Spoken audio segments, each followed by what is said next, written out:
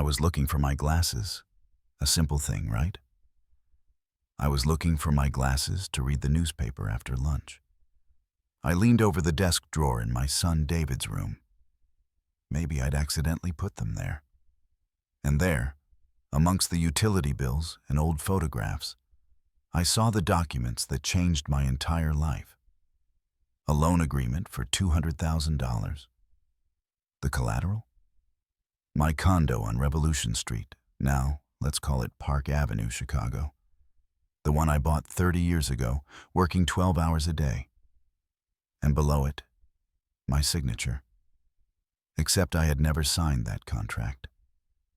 My hands trembled so much that the document crackled like dry leaves in the wind. My heart pounded so fast, it felt like it wanted to jump out of my chest. I sat down in David's chair and started examining the signature. It looked like mine. Very much alike, but I know how I write my name. Robert M. Castillo. I've traced every letter since grade school, when I was 7 years old. But here someone had tried to copy my handwriting. And then memories flooded me like a wave. I saw myself young, 30 years old. Eleanor, my wife, may she rest in peace, pregnant with our David. We were renting a tiny room in South Boston, sleeping on a mattress on the floor. And I swore to her then, my son will grow up in a home of his own. I promise you, Ellie. I saved every penny. Breakfast, coffee and toast, lunch, a sandwich and chips, dinner, whatever was left over. I worked construction from dawn till dusk. My hands bled from the bricks. My back ached from the sacks of cement. But I saved. I saved for our condo. And there it was. That condo, my condo, mortgaged for a loan I never requested. "David," I yelled, and my voice trembled. "Get in here." He came to the kitchen, drying his hands with a rag. He had been fixing his car in the driveway. He saw the documents in my hands, and do you know what I saw in his eyes? Not surprise, not fear, but a kind of relief, as if he had been waiting for this moment. "Explain this to me," I said, holding out the contract. David shrugged, as if it were a phone bill. "We needed the money, Dad. And you're going to die soon anyway. Tell me, dear listener, have you ever felt the world collapse beneath your feet? Like you're standing on the edge of a cliff and someone pushes you from behind? That's exactly what I felt. "I didn't sign this contract," I whispered. "You signed it? Didn't you sign it? What does it matter?" David sneered. "The important thing is we now have money for a normal life. Lauren wants a new kitchen. The boys need computers for school." "With my money," I said. "With our money," he corrected me. "You live in our house, you eat our food." "In my house!" I exploded. "In the house I bought with my blood and sweat." Just then, Lauren, David's wife, entered the kitchen. Tall, dyed blonde with a hard expression, she never hid the fact that she considered me a burden. "What's all the shouting?" she asked. "Dad found out about the loan," David said calmly. "Well, that's good," Lauren said. "Now we don't have to hide anymore. Robert, you need to understand. Young families need money. And what are you going to spend it on? Medicine for your blood pressure and newspapers?" Then the grandsons came in. Michael and Charles, 12 and 14 years old. They used to at least say hello. Now they looked at me like a stranger. "Grandpa," said the oldest, Charles, "Dad says you don't want to help us, that you're stingy." And I understood. They had already decided everything. To them, I wasn't their grandfather, I wasn't their father. I was an obstacle on the path to money. A living dead man who just hadn't gotten into the coffin yet. "I'm going to the police," I said. "Falsifying documents is a crime." "Go," David replied indifferently. "Only, who's going to believe you? A senile old man who forgets where he left his glasses. Maybe you did sign it and just forgot. I looked at him and didn't recognize him. Where was that little boy I carried on my shoulders? The one I taught how to hammer nails and lay bricks? The one whose first pair of shoes I bought with my bricklayer's wages? I didn't sleep that night. I stayed in my small room, lying in bed, staring at the ceiling. And I thought, how can you sleep when your own son calls you a living dead man? When you realize that the last 8 years after Eleanor's death, you lived in an illusion. You thought you had a family, and it turned out you only had a condo they wanted to take from you. Tell me if you're listening to this. Do you have children? Do you love them? Are you willing to give them everything you have? I was willing. And do you know what I received in return? In the morning, David brought me coffee in bed. He said, "I'm sorry, Dad, for being rude yesterday. Let's talk everything over calmly at breakfast." I was surprised by the change. I thought, has the kid's conscience finally awakened? Has he realized he was doing wrong? I drank the coffee in one gulp. It had a strange, slightly bitter taste, but I thought Lauren had burned the beans. And then I started feeling sleepy.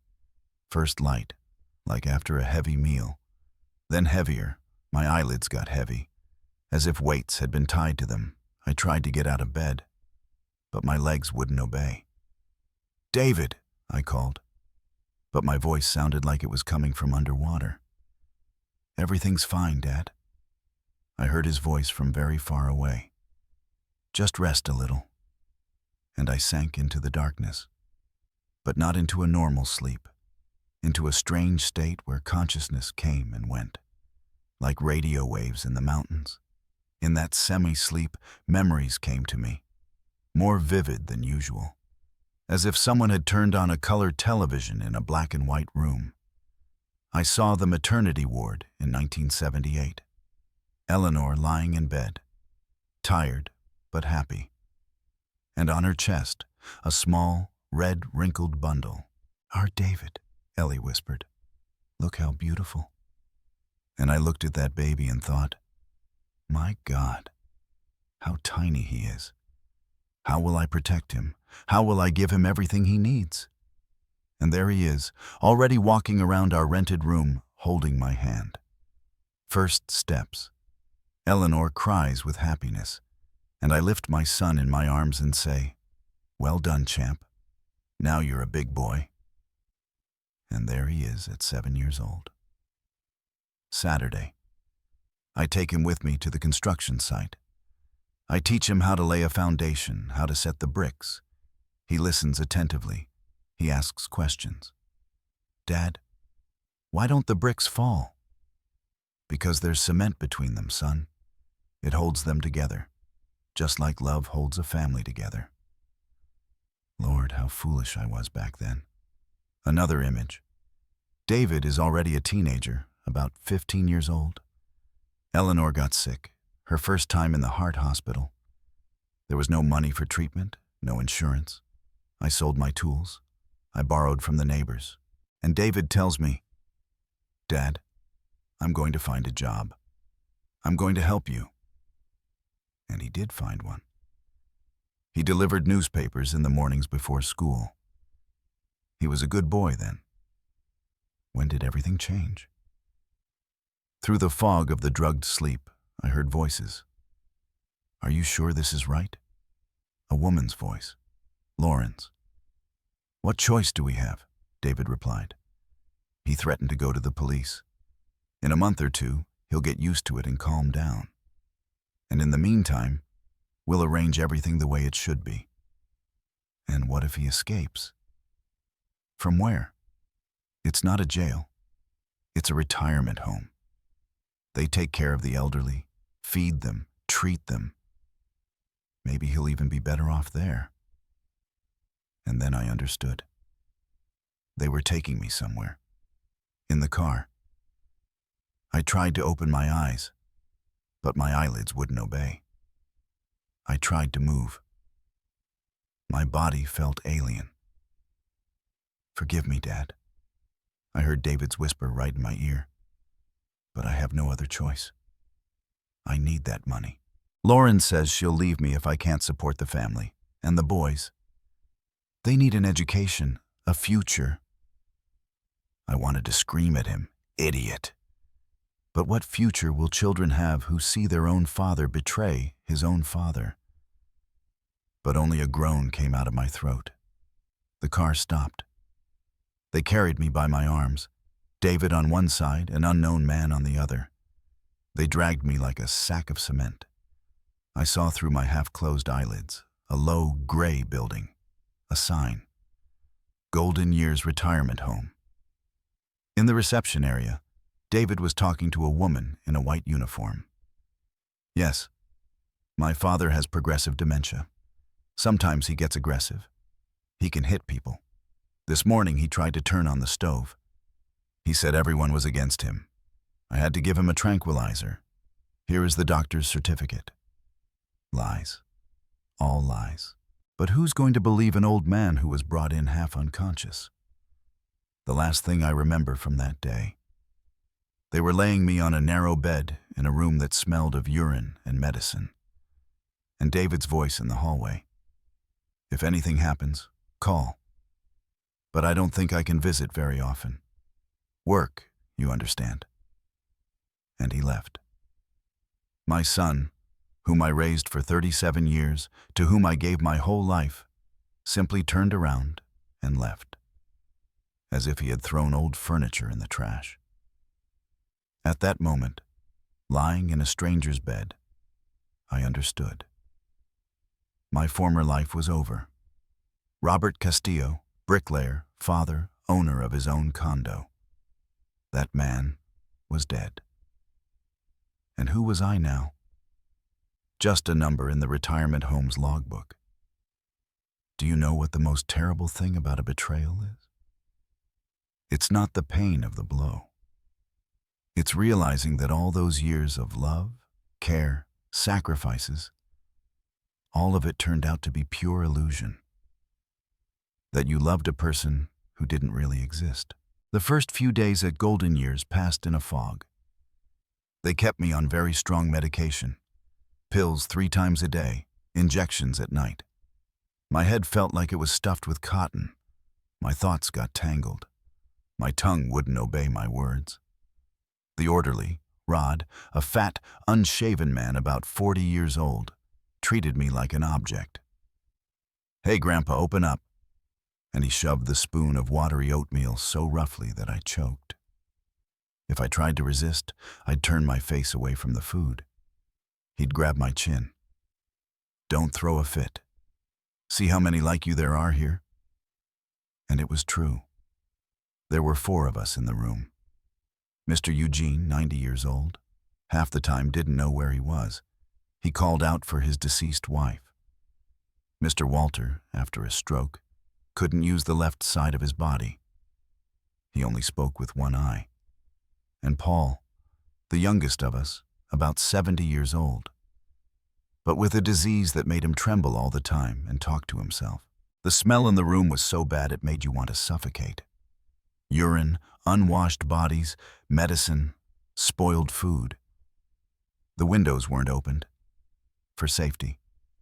As the head nurse, Mrs. Smith, explained, a woman whose face had never smiled. "Your son told us you're aggressive," she told me on the first day, when the effect of the medication wore off a bit. "If you try to make a scene, we'll tie you to the bed. Understand, Grandpa?" I tried to explain that I was fine, that my son had tricked them, but only nonsense words came out. My tongue wouldn't obey, my thoughts escaped. And she looked at me with pity. "Of course, Grandpa. All of you here are normal, and your relatives just put you here for the fun of it." After a week, they tied me to the bed for the first time. I tried to reach the hallway phone. I wanted to call the police, tell the truth. But they caught me. They held me down. Rod, laughing, tightened the straps on my hands and legs. "We've got a runaway on our hands," he joked. "Now stay still until the medicine takes effect." I was like that for about 6 hours. My hands and legs went numb, my back ached. And in my head, memories of when I was a construction foreman spun around. I remember how everyone on the site respected me. "Mr. Robert knows his stuff," the foreman would say. "With him, the house will last 100 years." I taught the young guys how to mix the mortar well. I showed them how to check that the angle wasn't crooked. "Construction is like life," I would tell them. "Every brick matters. You set one wrong, the whole wall can fall." And now? Now I myself had fallen. And there was no one to pick me up. The days dragged on, all the same. Wake up at 7 o'clock, forced cold shower, breakfast of watery oatmeal and coffee that tasted like dishwater. Pills. Then long hours lying in bed or sitting in the common room, where the television always blared. Other old folks were visited by relatives. Daughters brought homemade food. Grandchildren made cards. And no one came to see me. The orderlies sometimes mocked me. "What's up, Grandpa? Your son forgot about you. Maybe he's already dividing up the inheritance." If only they knew how close they were to the truth. After 2 weeks, the effect of the medication began to decrease. Maybe my body got used to it, or they lowered the dose. My head cleared. I began to understand the full horror of my situation. I tried to tell Mr. Walter the truth, the only one in our room who was still rational. But he just shook his head. "Kid, here 1 and 2 says they were put here under false pretenses. Who are you going to prove it to? Do you have documents that you're sane?" I didn't have documents. My passport was left at home with David, and the dementia certificate was in my medical file. I understood. To get out of here, I needed to escape. But how? For 2 weeks, I studied the place's routine. The guard, Robert, would fall asleep in his booth after midnight. The laundry room door was locked with a simple padlock, and the window there was almost at ground level.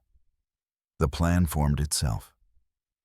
On Saturday night into Sunday morning, when there was less staff, I would do what they didn't expect of me. I would escape. Lying in bed that last night, I thought about how strangely life is made. For 82 years, I was an honest person. I didn't steal. I didn't cheat. I paid taxes. I helped my neighbors. And now I had to plan a prison break, like a criminal. But you know what? I didn't regret it, because I understood the main thing. Sometimes you have to break other people's rules to keep being a person. At 3 o'clock in the morning, I got out of bed. Mr. Walter followed me with his eyes, and almost inaudibly whispered, "Good luck, kid." The hallway was empty.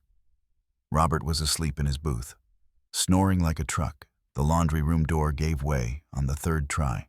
My old hands didn't obey well, but the bricklayer's experience helped. And as for squeezing through the window, well, when you eat nothing but oatmeal for months, you lose weight fast. And there I was on the street, only in a hospital gown, no money, no documents, on San Antonio Street, let's call it Main Street, Queens, on the outskirts of New York. It was about 15 miles to my neighborhood. But I was free, for the first time in a month.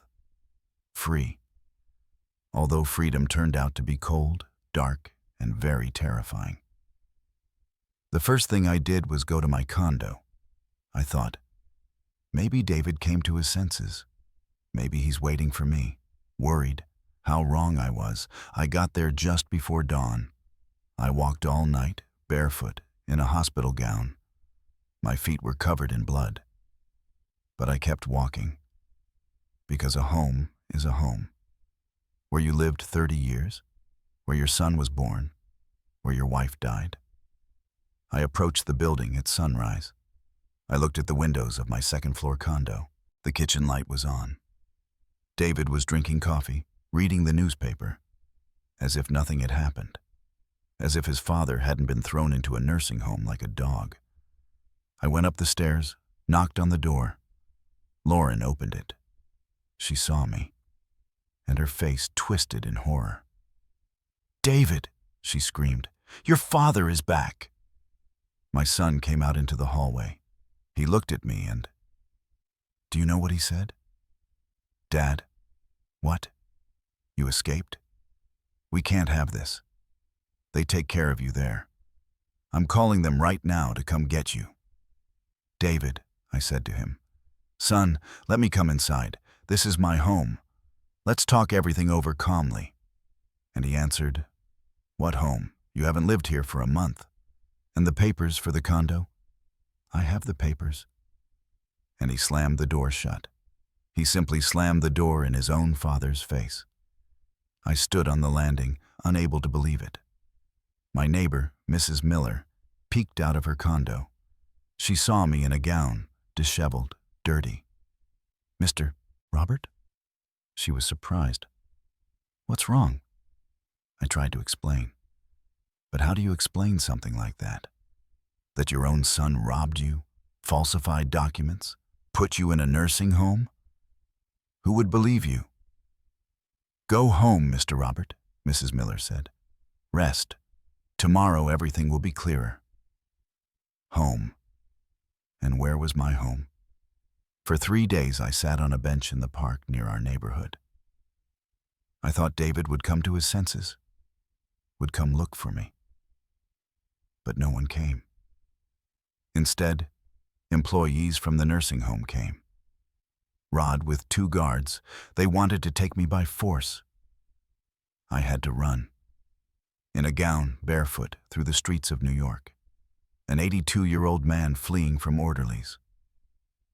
If someone had told me a year ago that that was possible, I would have laughed. But life taught me not to laugh at another's pain. I found a spot under the Insurgents Bridge. Let's call it the Brooklyn Bridge overpass. Do you know that intersection? Where cars rush day and night. And under the bridge, it is dark and damp. Several homeless people already lived there. An old alcoholic nicknamed Shorty, a mentally ill woman named Rose, and a guy about 30 years old, Manny, who once worked in a factory and then lost everything to drugs. "Welcome to our hotel," Shorty scoffed when I first showed up. 5-star service, buffet, hot water. I settled in a corner. I made a bed out of cardboard boxes. My bricklayer's experience helped. I knew how to protect myself from the wind. Where to put the walls so the rain didn't fall on me. My neighbors were surprised. "Grandpa, what? Are you an architect?" If they only knew how many houses I built in my life. And now, I was building myself a house out of trash. I had to look for food in the trash cans. My God. I never thought I would be rummaging through garbage dumps. But when you haven't eaten for 2 days, pride steps aside. Behind the Aurora supermarket, they threw away expired bread. Near the little restaurant, the cottage. Leftovers of tacos and beans, let's say chili and burgers.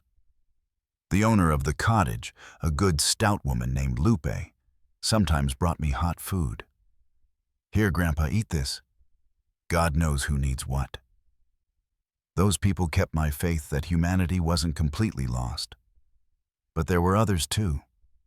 The local gang members had fun throwing rocks, splashing water on us, yelling, "Hey, Stinky, why don't you die?" Once they hit me especially hard. I tried to protect Rose. She was a woman, even if she was sick. They kicked me in the ribs, punched me in the face. For 2 days I couldn't get up. I lay on the cardboard thinking, that's it. I'm going to die under the bridge, like a dog. But I didn't die. Manny brought me medicine he stole from the pharmacy. "Hang in there, Grandpa. You're a tough old guy." The most terrible thing wasn't the hunger or the beatings.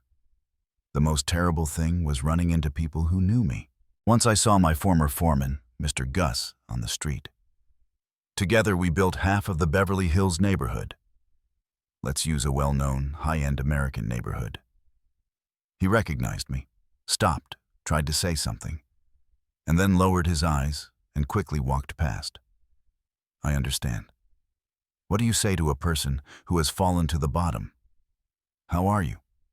What could be good with a homeless old man? And another time I ran into Carl, the neighbor's kid whom I once taught how to fix his bicycle. Now an adult with a wife and kids. He saw me, came closer. "Mr. Robert, my God, what happened to you?" I told him. He listened, shaking his head. And then he told me, "You know what, Mr. Robert? I have a small room in the basement. You can stay there until you find a job." A job. Can you imagine? At 82 years old, without documents, in torn clothes. But Carl was a good kid. I refused. I didn't want to be a bother. But he gave me some money and his old jacket. "Thank you, son," I told him. "I'll repay you someday." "No need, Mr. Robert. You helped me once. Now it's my turn." See? Goodness returns. Not always immediately, not always from whom you expect. But it returns. I lived under that bridge for a month. I learned to find food, avoid the police, sleep with the noise of the cars. I learned to ignore the looks of disgust from passers-by. I learned to be nobody. But one thing I couldn't learn: to resign myself. Every day I thought about David, about my condo, about how there was justice somewhere. And every day I told myself, "You're still alive, Robert. As long as you're alive, you can fight." If you ever see a homeless old man, don't walk past. Maybe he once built your house. Maybe he has a son he loved more than life. And maybe that son betrayed him. Remember, from the deepest bottom to the sky is only a single step. The main thing is not to break. That day, I almost gave up. I had been living under the bridge for a month. My strength was running out. I caught a cold. I coughed up blood. My temperature rose at night. Manny would say, "Grandpa, you need a doctor." But what doctor is going to see a homeless person without papers? In the morning, I dragged myself to Central Park. Let's use a famous American park. Not for food. I wasn't hungry anymore. I just wanted to sit among the trees. Remember how it used to be. I settled on a bench near the fountain where young mothers strolled with children. I looked at the little ones and thought, what will they be like when they grow up? Will they take care of their parents? Or will they also throw them away like trash? And suddenly I hear a voice. "Mr. Robert, is that really you?" I lifted my head. In front of me was an elegant woman about 50 years old. Expensive suit, manicured hands, gold jewelry. She looked at me with horror and recognition. I didn't immediately understand who she was. A month on the street had changed more than just my body. It had changed my perception. I got used to being looked at with disgust or not being seen at all. And here a woman calls me, "Mr. Robert." "Excuse me, ma'am," I murmured, "but I don't remember." "Isabel Rogers," she said. "You taught me in construction courses back in '79. I was a skinny girl from Queens, dreaming of becoming an architect." And I remembered. Bella, as we called her. The most capable of all the students. The only girl in a group of 30 boys. At first the boys made fun of her. What does a woman know about construction? And she showed all of them where they stood. I remember how she drew blueprints. That precision, I hadn't seen it even in licensed architects. And she asked intelligent questions. "Mr. Robert, why is extra support needed in this corner?" Or, if the ground is unstable, how do you calculate the foundation? I told her then, "Bella, you have hands of gold and a clear head. You'll go far. Just don't give up." And now she was in front of me, successful, beautiful, self-assured. And I was sitting on a bench in torn clothes, smelling like a garbage dump. "My God, Mr. Robert, what happened to you?" In her voice there was sincere pain. And you know what? I burst into tears. An 82-year-old man started crying in front of his former student. Not out of self-pity, but because someone had called me Mr. Robert. Because someone remembered me not as a homeless old man, but as a person who once meant something. Isabel sat down next to me on the bench. She didn't make a face at the smell. She didn't move away. She sat down and put her hand on my shoulder. "Tell me everything," she said softly.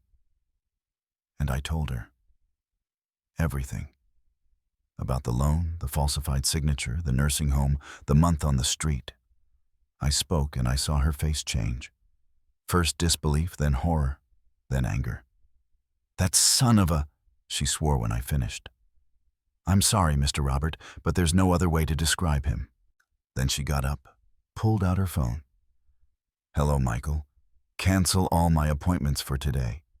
I have an urgent matter. No, it's not negotiable." "Let's go, Mr. Robert," she told me. "We have to fix this." "Isabel," I said to her, "there's no need. I don't want to be a burden. You're an important woman. You have your life." "Be quiet," she told me firmly. "You once believed in me when no one else did. You taught me not just to lay bricks, but not to give up. Do you think I forgot that?" She flagged down a taxi. The driver looked at me doubtfully. "Ma'am, are you sure?" He is my teacher," Isabel cut him off. "And if you don't like it, I'll call another taxi." We went to her house, a large, beautiful house in the Heights, let's say an upscale neighborhood in Boston, with a garden and a fountain. This is what not giving up means, I thought. The first thing she did was take me to the bathroom. "Freshen up, Mr. Robert. The clothes are on the bed. The towels are in the closet. Meanwhile, I'll prepare food." A hot shower. My God. I had forgotten what that felt like. Soap, shampoo, clean towels. I looked at myself in the mirror, a skinny old man, bearded, with the eyes of a cornered animal. But clean. No longer homeless, but just an old man who looked unwell. The clothes fit me perfectly, probably from her deceased father. A clean shirt, pants, even the shoes fit me. I went downstairs and smelled homemade food. Real food, not from garbage cans. "Sit down, Mr. Robert," Isabel said, serving me a plate of chicken and rice. "And eat slowly. After so much hunger, you have to be careful." A wise girl. She became a wise woman. During the meal, she told me about her life. She finished architecture, then law school. Now she works as a notary. She specializes in real estate. "You know, Mr. Robert, it all started with your classes. You taught me how houses are built, and then I understood that I also needed to study the laws that protect those houses." "You were always smart, Bella," I told her. "Bella," she smiled. "It's been years since anyone called me that. Now tell me more about the documents. Do you remember exactly when the loan was processed? At what interest rate? At which bank?" I told her everything I remembered. Isabel wrote it down in a notebook. She asked precise questions. She worked like a true detective. "First thing tomorrow morning, we're going to the bank," she said decisively. "Then to the notary's office where the papers were processed. Then to the graphology expert. And at the same time, we'll recover your documents, passport, certificates, everything you need." "Isabel," I said to her, "what if nothing comes of it? What if the judge doesn't believe us?" "It will work out, Mr. Robert. You taught me this. A good foundation can withstand any storm. We're going to lay a good foundation for your case." At night, she settled me into the guest room. Clean bed, silence, no one next to me. After a month under the bridge, it was like paradise. Lying down, I thought, how strange life is made. The son I gave 37 years to threw me away like trash. And the girl I taught for only 2 years saved my life. Maybe true family is not those united by blood, but those who remember your kindness. In the morning, Isabel woke me up at 7 o'clock. Mr. Robert, to work. Today we start the war for justice. The first thing was to go to the Bank of America. Let's use a common American bank name, on Fifth Avenue, a common street name. Where the loan was processed, Isabel was wearing a business suit, with a folder of documents under her arm. She looked like a lawyer, which deep down she was. The bank manager, a young man named Alexander, initially refused. "Ma'am, we can't show documents to outside individuals." "I am Notary Isabel Rogers," she said calmly, showing her ID. "And this is Mr. Robert Castillo, the owner of the condo that was mortgaged without his knowledge. We have every right to review the documents." They brought the file. Isabel carefully studied the loan contract, especially the signature. Then she showed me. "Look, Mr. Robert, see this letter R at the beginning? How do you normally write it?" I took a pen. I wrote my name on a sheet of paper. It was immediately clear. The letter was different. Mine was large, with broad strokes, the habit of a bricklayer who always wrote on large blueprints. And on the contract, the signature was small, cramped. "Alexander," Isabel addressed the manager. "Who was present when the contract was signed?" The young man skimmed the papers. "The client came with his son, David Castillo.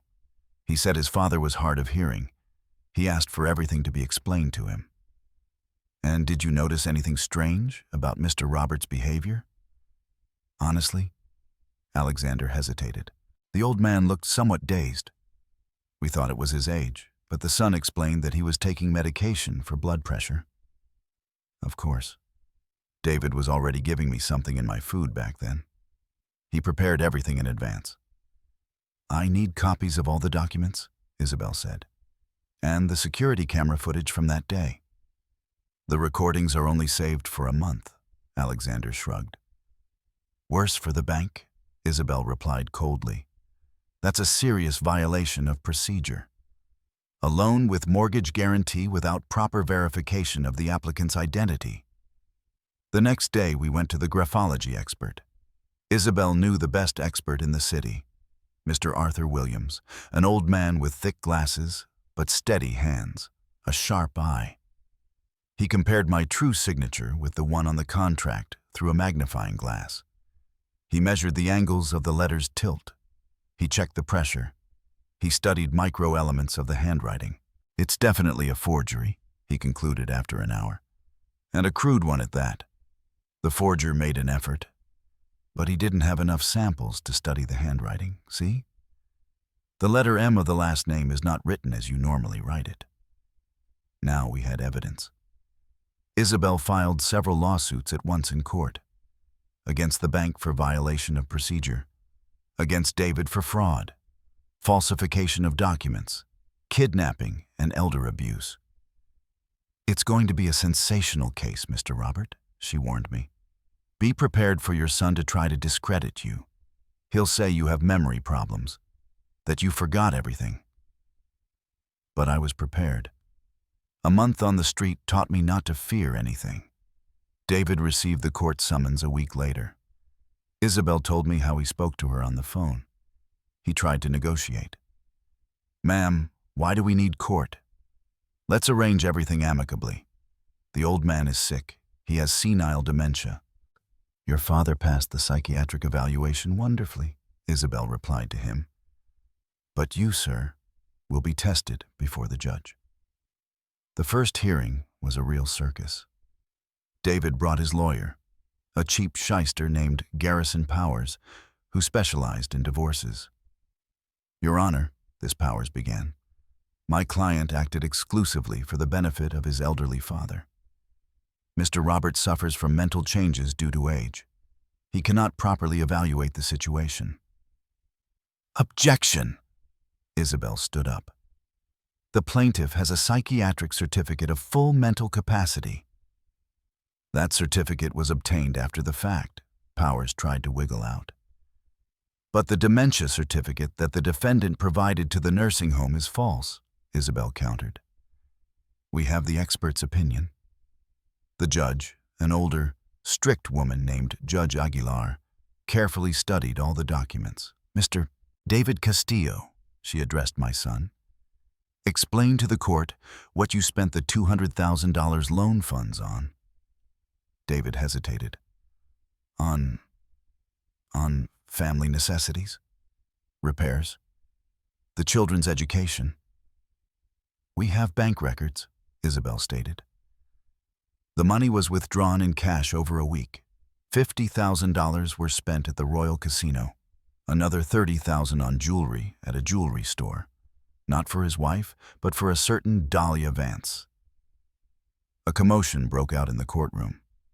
Lauren, David's wife, jumped up. What Dahlia? Who is that? Your Honor, Isabel continued unperturbed. We have testimonies from casino and jewelry store employees. Mr. Castillo spent the money on gambling and maintaining a mistress. Lauren ran out of the room.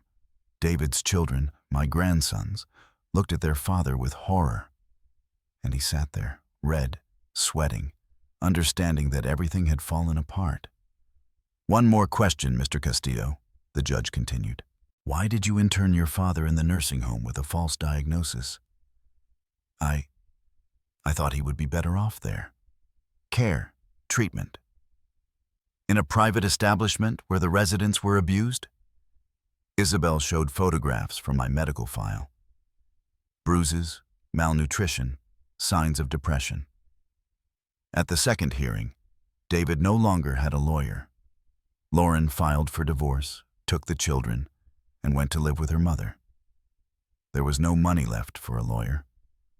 My son sat alone, broken, aged 10 years in a month. Sometimes I caught his eye. And I saw there not anger, but a kind of emptiness, as if he was only now understanding what he had done. The graphology expert presented his findings.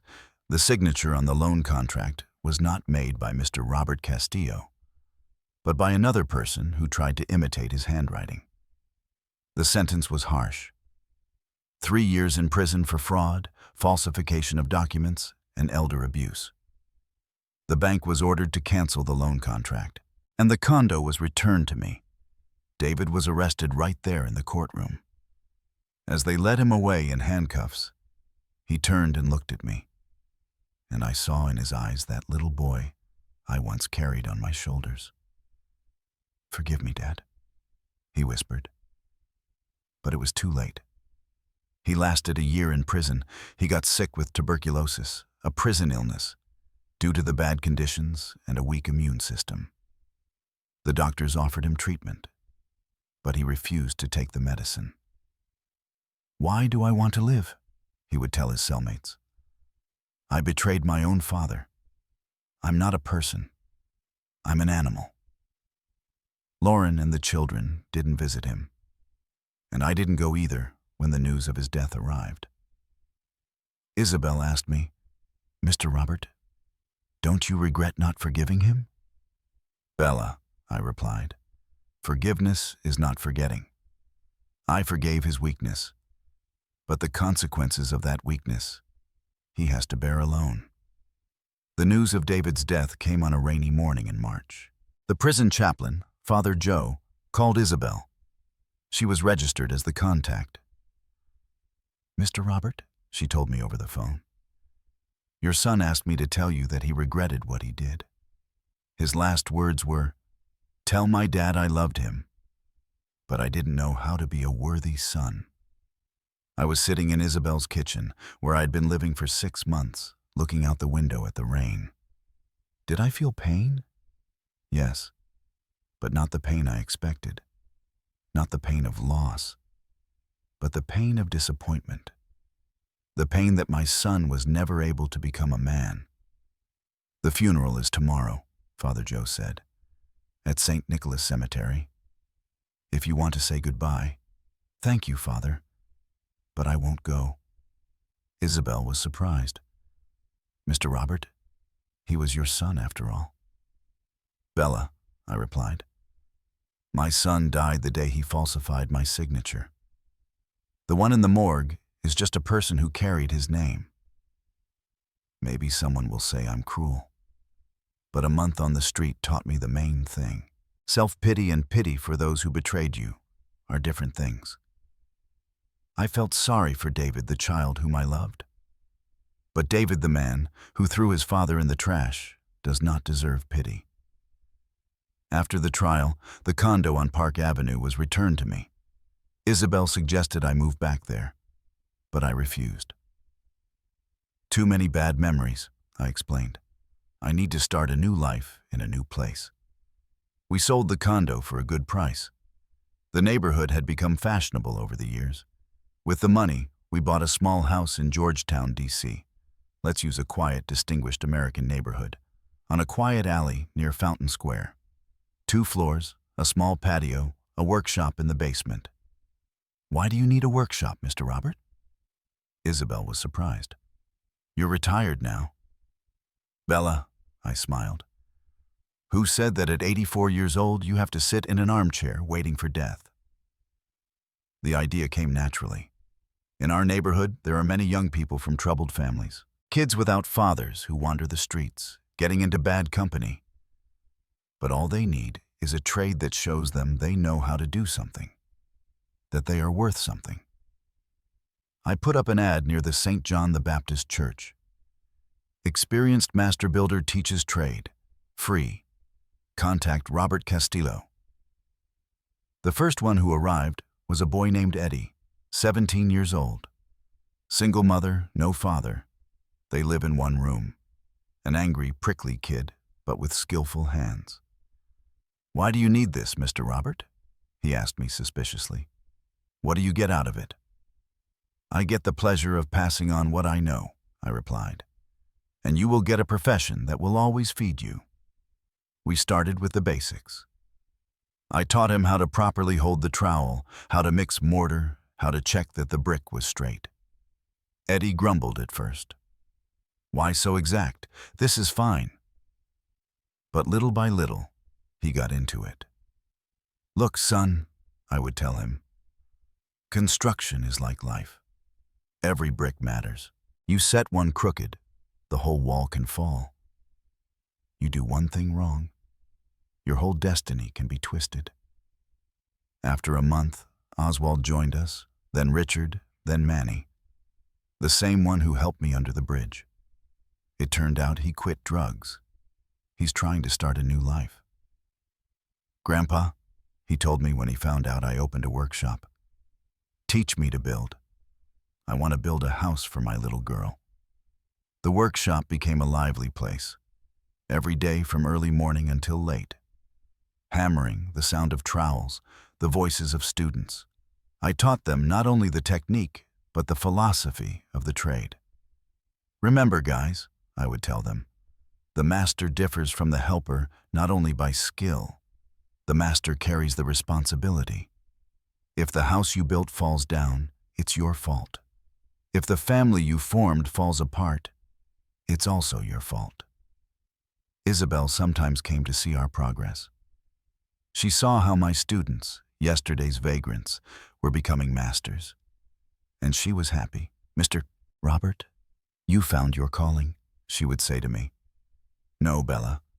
The calling found me." Eddie turned out to be the most capable. After 6 months, he could already build a wall by himself.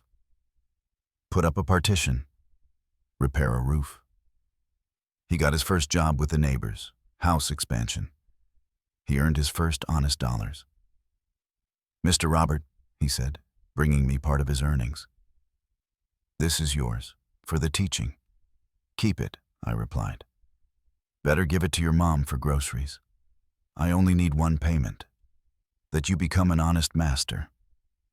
Oswald got a job as a helper on a large construction site. Richard opened a small repair workshop. Manny actually built a house for his family. Simple, but solid. Word of my school spread through the neighborhood. Not only kids came, but adult men who had lost their jobs. They wanted to learn a new trade. Even women came. Times changed. Now girls also want to build. One of them, Maria, 20 years old, I took on as a helper. Smart, careful, attentive girl. She reminded me of young Isabel. "Mr. Robert," she asked me once, "why do you teach for free? You have expenses too." "You know what, little one?" I replied, using the old custom of calling all students son or daughter. I once had a son. I thought I would pass on all my trade, all my knowledge of life, to him. But he chose another path. Now I have many sons and daughters, and some of them may turn out better than my son by blood. Maria nodded. "I understand.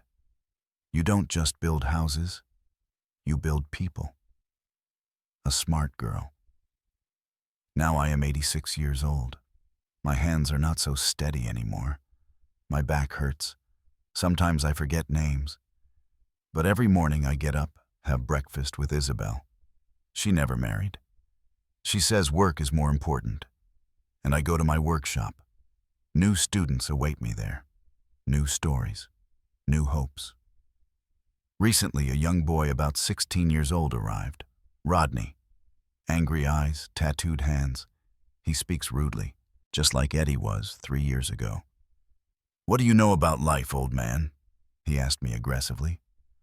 "I bet you stayed home watching TV your whole life." I smiled and showed him my hands, full of calluses, scars, marks of thousands of hours of work. "Maybe so, son. But if you want to learn to build, welcome. And if you just want to talk, go to the park. There are plenty of talkers there." He stayed, as almost everyone stays, because in every person there is a need to create, build, leave a mark. In the evenings, I sometimes sit on my small patio. I look at the stars, and I think about what I've lived through, about Eleanor, who would surely be proud of me, about David, who could have become a good person, but chose wrong, about Isabel, who saved my life, about my students, who became my true family. And do you know what I understood? Life gave me exactly what I deserved, not what I wanted. What I deserved. I wanted to be proud of my son, and I deserve the right to be proud of dozens of students. I wanted a peaceful old age, surrounded by family. And I got an active old age surrounded by people who truly value me. Justice doesn't always arrive quickly. Sometimes you need to fall to the bottom to understand that you are capable of getting up. Sometimes you need to lose everything to find what really matters. If you're listening to this story and you have old parents, talk to them. If you have children, teach them respect and gratitude. If you are young and think life is unfair to you, remember, justice doesn't fall from the sky. You have to build it, like a house, brick by brick, day after day. And remember the main thing. Family is not those who are united by blood. Family is those who are by your side in difficult times. Those who remember your kindness. Those to whom you can pass on the best of what is in your soul. I built many houses in my life, but the most important house I am building now, a home for human souls. And that house will stand long after I am gone, because a good foundation can withstand any storm. My friends, thank you for listening to my story. You know what? When you tell about your life, it is always interesting to know how other people would have acted in my place. I am very curious to know where you are listening from. Write in the comments. What country are you from? What city?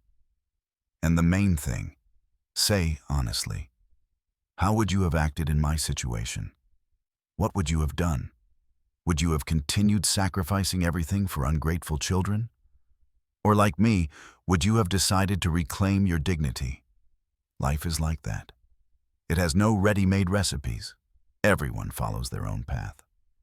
But one thing I clearly understood. Self-respect is more important than family peace built on lies. Write. Tell your stories. Maybe one of you has a similar situation, and my experience will help you make the right decision. Thank you again, and see you soon, my friends.